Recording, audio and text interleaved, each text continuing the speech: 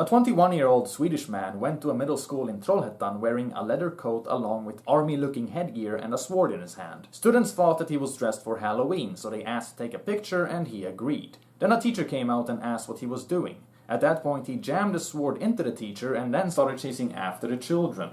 All in all, he stabbed 4 people, 2 of which died, and the attacker was also killed by the police. This is a horrible tragedy in every sense of the word. In the media's initial reports, they refer to the man as video game interested. Why even bring up video games? How is that even a factor? That's like saying that the dude is a vegetarian. There's absolutely no connection there. Research done by the psychologist Christopher J. Ferguson shows that youth violence in society has gone down while video games have become more popular. There's no scientific basis for the notion that video games make people violent. Just take the Justin Bieber of school shootings himself. Before Eric Harris did the Columbine massacre with his buddy Dylan Klebold, he was careful to point out in his journal that murdering people is his choice because, among other things, he considers humans to be a waste of natural resources. He literally says, "Get over it. It's my fault. Not my parents, not my brothers, not my friends, not my favorite bands, not computer games, not the media. It is mine. Go shut the fuck up." And why are they even mentioning that the guy supported the Sweden Democrats' campaign to achieve a referendum about the immigration policy? How is that an extreme idea in any way? Despite the fact that police initially hadn't concluded his motives to the murders, the media kept bringing up his political sympathies, clearly pushing a narrative.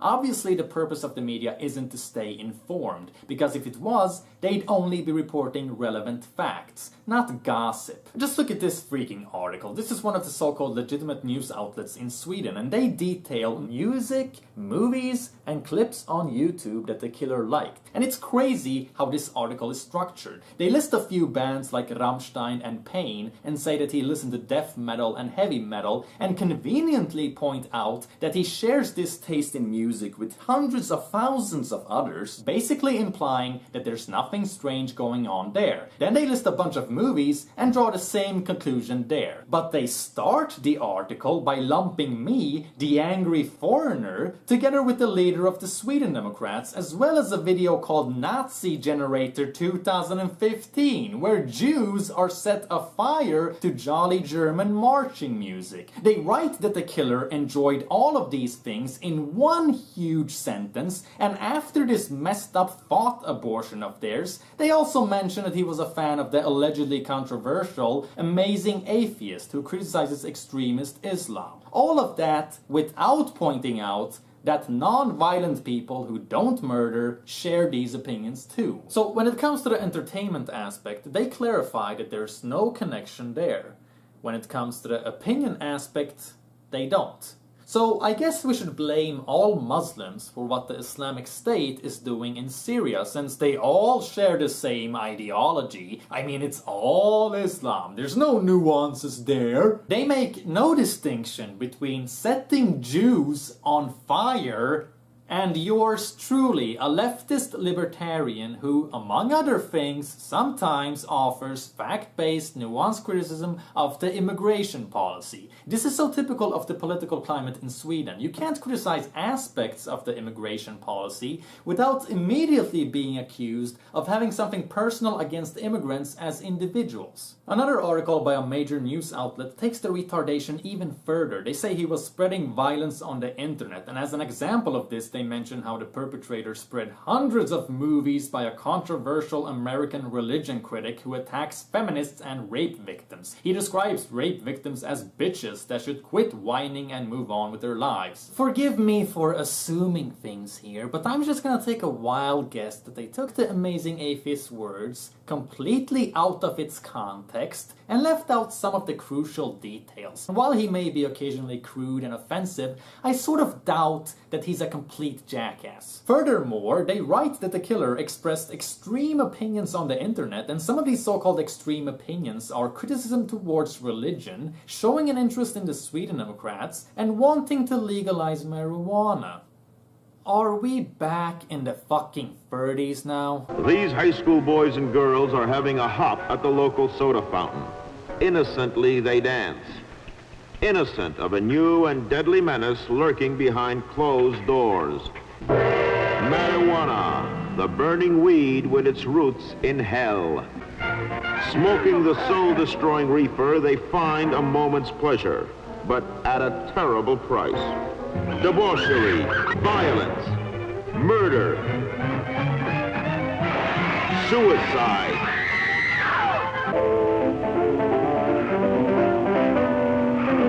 The media is putting more value on political opinions than actions. John Wayne Gacy raped and murdered at least 33 teenage boys and young men. He was a Democrat. Ted Bundy was a rapist who murdered at least 30 women. He was a Republican. I wonder what kind of YouTube videos the IKEA murderer clicked like on before he stabbed a Swedish woman and her son to death. I wonder what kind of music he listened to. The reason I wonder is because they didn't say shit about that in the media when it happened. And this guy who brutally murdered a 15-year-old boy with a steel pipe in the middle of the street, as well as the 57-year-old woman who tried to save the boy, I wonder what kind of political sympathies he has. 58% of the Swedish population want to decrease immigration. Are you saying there's a risk that these people are going to become killers just because they don't agree with the government? It's just like the Columbine Massacre, where they took Marilyn Manson and KMFDM and Doom and tried to connect these rock bands and video games with actions, saying these things will give you ugly thoughts, and ugly thoughts lead to ugly actions. Now they're trying to make the same connection with political opinions. Back in the 90s, the great evil in American society was violent video games and weird music. Nowadays in Sweden, it's people who see problems with the government's immigration policy. They're trying to create this moral panic where wanting to decrease immigration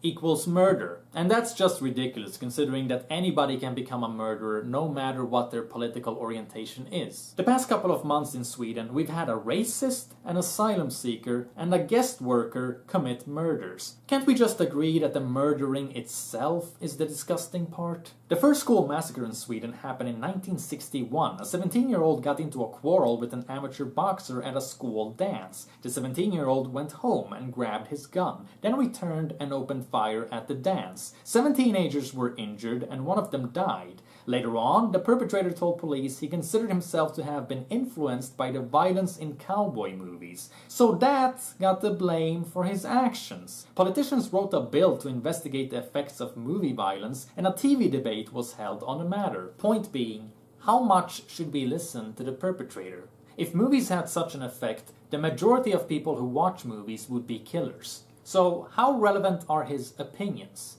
Aren't the actions most relevant? Because the actions are made possible by a decreased level of empathy. Maybe that's what we should be focusing on here.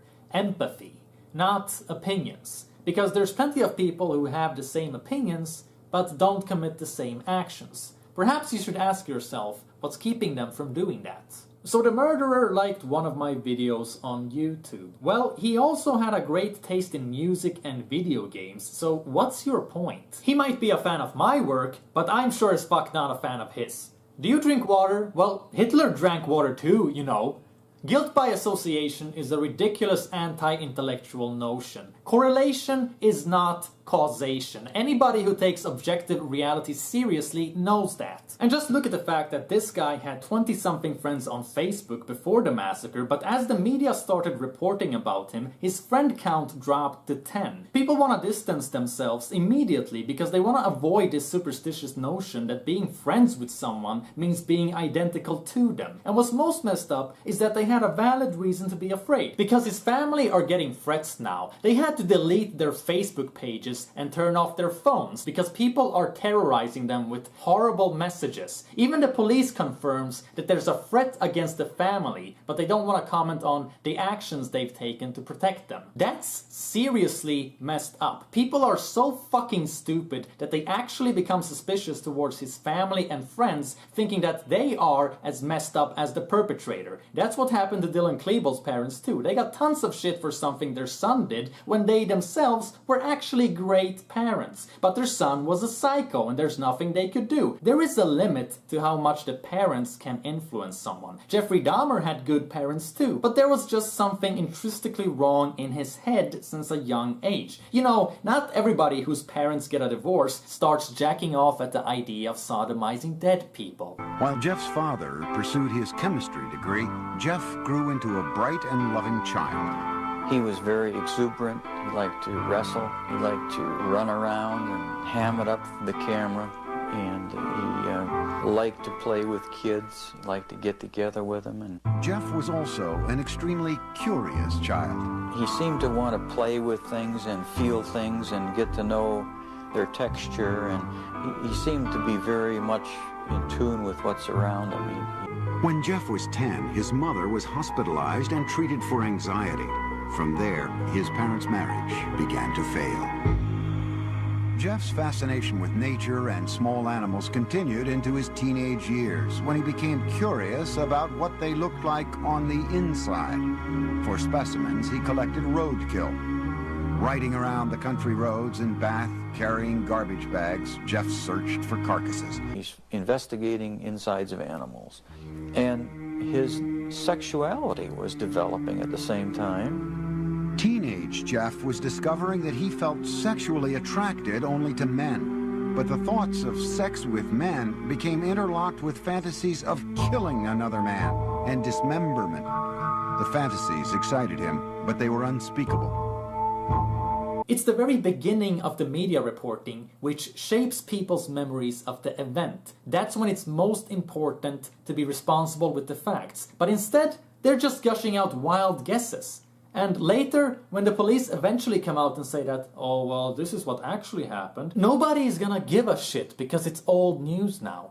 Tragedies are treated like trends. Same thing with the Lisa Holm murder. Huge media coverage in the beginning, but now that the case is coming to its end, nobody really cares about that anymore. Same thing with the mosque fire in Eskilstuna. The police knew nothing for certain, yet politicians and activists started talking about Islamophobia, and a couple of thousand people demonstrated because they thought it was a hate crime. Later on, the police said that the fire might have been caused by a deep fryer, so everyone on the right started laughing at the left because they had basically pulled an anti-racist demonstration against a fryer. And even further on, the police eventually concluded it wasn't a deep fryer, it was just an accident, most likely caused by children playing around, but by this point, nobody cared about the truth anymore, because it wasn't a hot topic. The left didn't even bother telling the right to fuck off because they had wrongfully ridiculed them about the deep fryer. And we can see that with the Columbine Massacre too. In the beginning, the media claimed that the killers were wearing Marilyn Manson t-shirts, so he got the blame for the entire thing, even though it later got out that they didn't wear shirts like that and weren't even fans of his music, but by then it was too late. There's a reason why the police always suspect those closest to the victim when someone is murdered. Most often in murder cases, it's someone you're related to, in a relationship with, or simply acquainted with. So here, we actually have statistics to promote the idea that knowing other people can get you killed. And yet, you don't ever hear anyone saying that, because even with these numbers in mind, it's clearly a ridiculous paranoid conclusion to draw. Do friendships lead to murder? Is there a dirty connection there? You don't establish fellowship in a society by claiming that the opinions of some people lead to murder. That enforces the us versus them way of thinking. That increases tensions and antagonism. What we see in the newspapers is not rational attempts at establishing facts. It's gossip and sordid attempts to create negative associations in people's minds to things that the newspapers themselves just don't like. Or hey, maybe I'm wrong. Maybe it's just that since the media didn't have any info at first, they grasped at just about anything. Which is even worse in a way, because that means they're using murder to make profit. Like the Lisa Holm murder. The cops were forced to intervene against journalists who were intruding on the premises of the victim's relatives so they could ask questions, so they could get juicy details, so that they could be the first ones to write a breaking story with new information about the tragedy that shocked everyone, so that they can sell feelings, because victim sells. Pain and suffering sells. The media treats death like pornography. Perhaps that was the point that a Serbian film was trying to prove. Even when you are dead, you're not free from exploitation. Even after you die, you do not cease being the tool for someone else's personal gain. That's why I'm not interested in reading about murders. I'm not interested in news in general. I know why they write about horrible shit, and it fucking disgusts me, because it's not about being humanistic, and it's certainly not to keep you informed. It's about keeping you afraid and to sell you their shit, whether it's products or opinions. Some will be so brash to ask if we believe that all who hear Manson tomorrow night will go out and commit violent acts. The answer is no. But does everybody who watches a Lexus ad go and buy a Lexus? No, but a few do. The two byproducts of that whole tragedy were violence and entertainment and gun control. And how perfect that was the two things that we were going to talk about with the upcoming election. And also then we forgot about Monica Lewinsky, and we forgot about the president was shooting bombs overseas, yet I'm a bad guy because I've sang some rock and roll songs. And who's a bigger influence, the president or Marilyn Manson? Do you know, I'd like to think me, but I'm going to go with the president. do you know that the day that Columbine happened, the United States dropped more bombs on Kosovo than any other time during that war? I do know that, and I think that that's really ironic, you know, that nobody said, well, maybe the president had an influence on this violent behavior. No, because that's not the way the media wants to take it and spin and turn it into fear, because then you're watching television, you're watching the news, you're being pumped full of fear. There's floods, there's AIDS, there's murder, cut to commercial, buy the Acura, buy the Colgate. If you have bad breath, they're not going to talk to you. If you got pimples, the girl's not going to fuck you. And it's just this, it's a campaign of fear and consumption. And that's what I think that it's all based on, is the whole idea that keep everyone afraid and they'll consume. And that's really as simple as it can be boiled down to. There's a whole number of things that are despicable about people's reactions to this massacre. It's fucking disgusting that there's people going on this guy's YouTube channel thanking him and saying rest in peace for killing non-whites. It's disgusting that people immediately assume the killer was an immigrant and that it had to do with the immigration policy. It's disgusting that left-wing assholes are trying to use this tragedy as a political tool, saying that liberal right-wing media and the Sweden Democrats are to blame. Human beings have died, and people immediately start thinking about how it can benefit them politically. And last but certainly not least, it's really fucking disgusting to see how our Prime Minister is dealing with this. He cancelled his plans in Stockholm and immediately traveled to Trollhättan to meet with City Hall, visit a crisis center, and hold a press conference. All of this to express his sympathies. Almost immediately he issued a statement on the government's website saying that this is a dark day for Sweden and that his thoughts are with the victims, their families, students, staff, and the entire community, and that they're going to make sure they get all the support they need. Now see, that's fine. That's what a prime minister is supposed to do. He's supposed to care about the people. Here's the thing though, when the IKEA murder happened on the 10th of August, people were shocked and horrified. It was a national tragedy. An illegal African immigrant seeking asylum got his application rejected for the second time around and was going to be deported back to Italy, where he already had a residence permit. He was very disappointed by the migration board's decision, so he went to IKEA and randomly selected 2 victims, stabbing a Swedish mother and her son to death. And just a few days ago it was revealed that he chose his victims only because they looked Swedish and because he figured that would give him more attention. His psychiatric evaluation showed that he has the same mindset as those who commit school shootings in America, and that he murdered Swedes as vengeance because he felt unfairly treated when not given residence. Now, let's jump back in time when the murder first happened in August. Our Prime Minister was in the same town as the murder on the very day that it happened, but he did not say shit. He didn't even take 10 minutes out of his day to make a statement on the government website.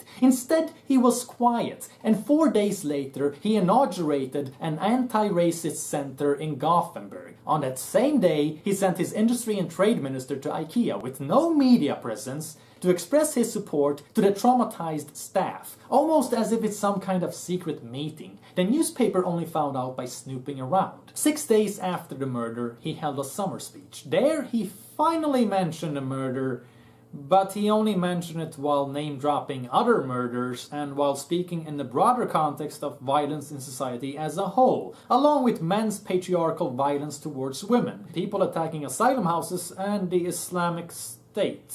Also, he said crimes against single individuals have decreased in the past 10 years, and a survey showed people feel safer than ever, so he pretty much didn't comment on the murder whatsoever. Instead, his point was that, yes, people are worried in Sweden and they're entitled to that feeling, but I personally am hopeful for the future. We're gonna turn things around. So our Prime Minister prioritizes victims based on skin color.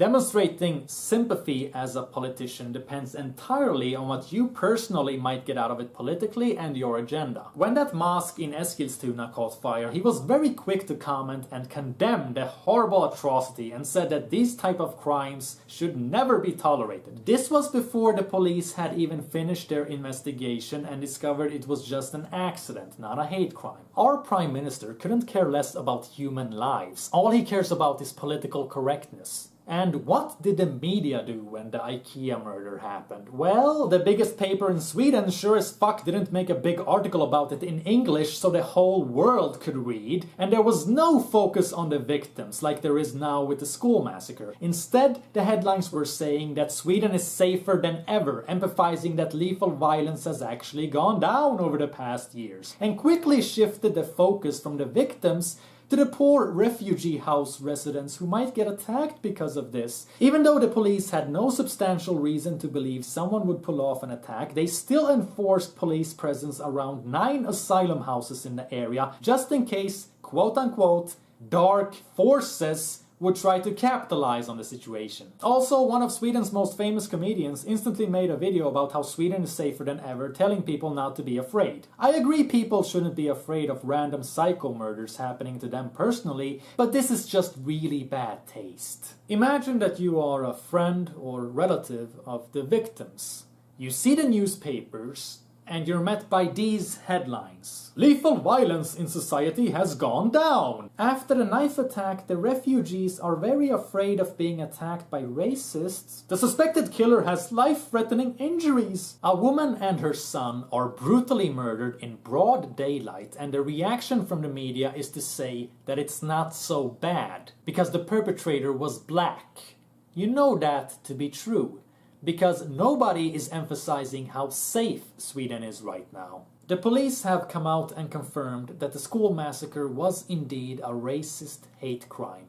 So let's look at the facts. Both of these perpetrators used a blade. Both acted according to racism. Both successfully murdered 2 people. Yet only one of them gets the hype of being a hate crime, and only one of them gets treated like a tragedy. The media coverage with the school killing is huge in comparison with the IKEA murder. Only one of these is labeled as an attack against all of Sweden. Only one of these gets the King of Sweden himself, along with ministers of various kinds, standing in line waiting to express sympathies, while the other was generally met by silence. And now, white left-wing journalists in the mass media are talking about how the attack in Trollhättan was an attack against everyone in Sweden with dark skin color. I don't remember anyone from the cultural elite writing a debate article about how the IKEA murder was an attack on everyone with white skin color. Why is it so impossible for journalists and politicians to be consistent with their values? I made a video about the IKEA murder when it happened. It has English subs for those who want to see, but my point is that a person who was related to the victims left a comment telling me he appreciated the video, and that having to read that disrespectful bullshit from the media the very day after the killings has not been easy on the victim's family.